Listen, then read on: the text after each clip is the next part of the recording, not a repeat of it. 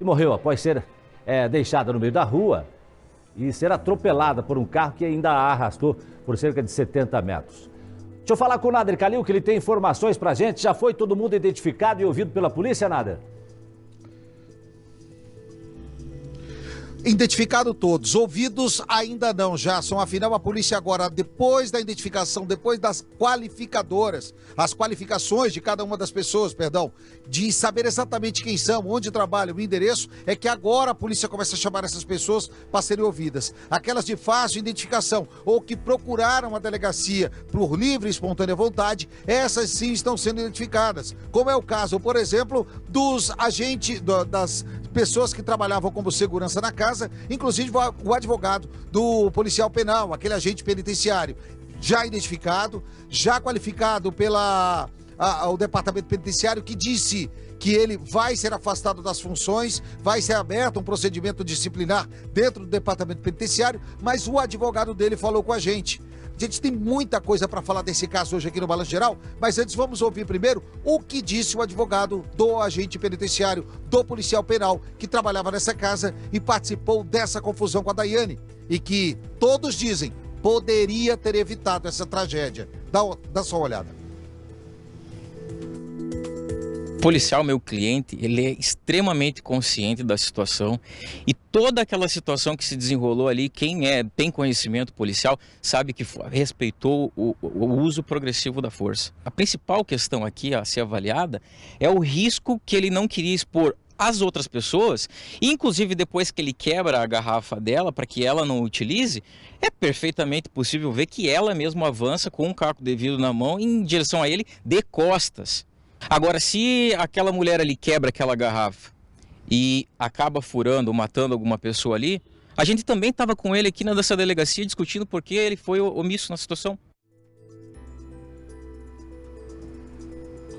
Então, eu estou acompanhando aqui, Jasson, e estou vendo aqui em relação a outras questões que acabam de ser confirmadas pelo delegado em relação a depoimentos que estão sendo tomados. Você vai ouvir hoje aqui no Balanço Geral, além desse depoimento que nós acabamos de mostrar do advogado de defesa do policial penal, nós temos também o advogado de um outro segurança que trabalhava na casa. E segundo esse advogado, ele diz que o segurança teve a mesma atitude do policial, de defender as pessoas, da mulher, que estava com um caco de vidro na mão. Ou seja, eles estão justificando a atitude de agredirem essa mulher, de deixarem essa mulher caída no meio do asfalto, dizendo que eles estavam protegendo as outras pessoas da casa, agredindo a mulher e deixando ela caída. Veja só o que disse esse advogado de defesa do outro segurança. Ela já estava vindo de uma outra festa, só que ela estava sem as vestimentas e eles não queriam deixar ela entrar dentro da casa sem as vestimentas. E até mesmo pelo estado em que ela se encontrava já. Teve um momento ali, segundo o relato do meu cliente, no qual ela menciona que é para deixar ela morrer ali. Ela fala assim, fala, me deixa. Só que ela está bem adulterada, né? Ela estava embriagada, era visivelmente que ela estava embriagada e ela permanece ali na via. Assim, ele realmente tentou intervir em relação a ela não machucar o colega de trabalho, né? Porque ela estava com um caco de vidro na mão e ela ia bem na parte do pescoço. Então, ele, para evitar essa dano maior ali ao policial, ele interviu, só que o policial mesmo pede para ele afastar. Onde ele dá os 2 passos para trás, passa a juntar os cacos de vidro para que ninguém mais se feira com aqueles cacos de vidro. E logo em seguida, ele já verifica as pessoas saindo da boate, ele volta para poder impedir as pessoas de saírem. E é quando acontece a realidade que ele não presenciou o atropelamento. Só após ele escuta o barulho, aí ele volta lá e vê que ocorreu esse atropelamento. Obviamente, né, Jasson, quando os advogados são contratados, agora eles tentam desqualificar as imagens que todos nós estamos vendo. E é natural isso, né? O disse-me disse, o contraditório em relação ao que diz o outro advogado, porque agora cada um vai tentar se eximir da culpa ou assumir apenas a sua responsabilidade diante de um fato tão grave. O certo é que todos erraram. E agora tentar, diante da imagem, desfigurar o que nós vimos, não há o que dizer. Então é muita balela no que a gente escuta. E não há dúvidas que a população também está vendo isso e está dizendo, é muito blá blá blá. Porque a morte dessa mulher não tem como não ser imputada, primeiramente, a esses seguranças que estavam na casa. Detalhe, ontem eu falei aqui que a atitude do motorista chamava atenção. Falei da imagem, falei que enquanto a gente estava aqui ao vivo, eu estava olhando ponto a ponto dessa imagem, onde o motorista aparentemente dá seta no carro para jogar o veículo sobre as pessoas que tentavam fazer sinal em cima da pista para que ele desviasse da mulher que ali estava caída. E uma testemunha confirmou isso. Primeiro, ela confirma de que ela falou com os seguranças para retirarem a mulher do meio da pista e eles não deram bola. E segundo, de que o motorista jogou o carro intencionalmente sobre a jovem, sobre a Daiane, que estava caída sobre a pista. Vamos ouvir o que diz essa testemunha. A primeira impressão que eu tive, que eu comentei com meus amigos, nossa, choveu. Quando eu corri o olho na rua, eu enxerguei a pessoa. Eu ainda questiono o segurança. Né, pelas imagens ali dá para ver que eu estou conversando com um dos seguranças que está na porta e perguntei para ele, tem um rapaz jogado na rua, eu achei que era um homem, né? Tem um rapaz jogado na rua e onde ele me respondeu, ele deitou ali. Do momento onde a primeira pessoa do nosso grupo coloca o pé na calçada até o momento onde o carro alcança ela, a gente tem ali 30 segundos, nem isso. Tivemos 30 segundos para pensar e agir. Quando o nosso grupo vai ao encontro dela, eu vou conversando com ela. Então ela está acordada, ela não está desmaiada. Eu grito, moço, levanta, levanta, você vai ser atropelado. Eles estavam parados na porta, isso eu posso afirmar, eles estavam parados na porta. E as únicas pessoas que foram em direção a ela realmente fomos nós.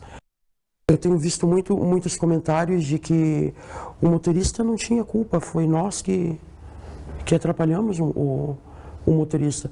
O motorista já vinha na pista central.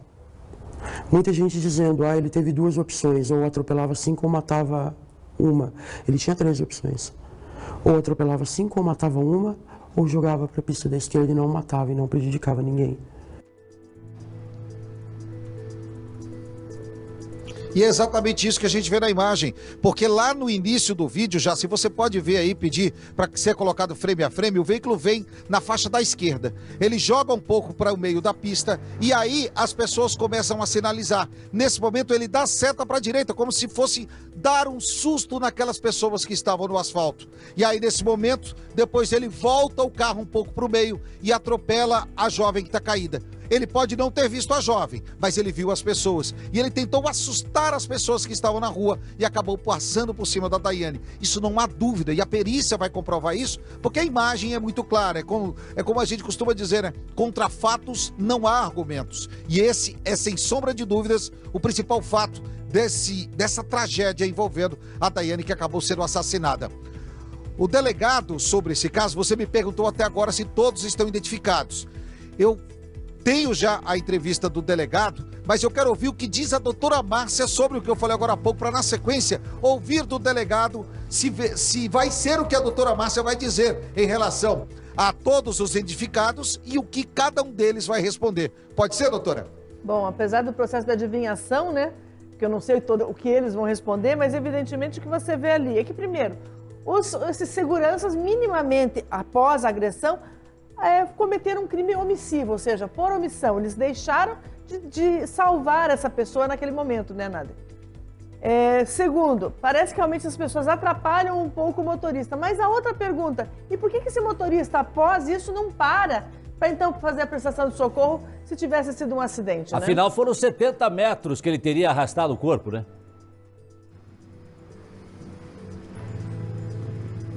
Exatamente, Jasso, ele não freia, muito pelo contrário, ele segue acelerando até que o corpo da Daiane se desmembre do veículo que vai em alta velocidade.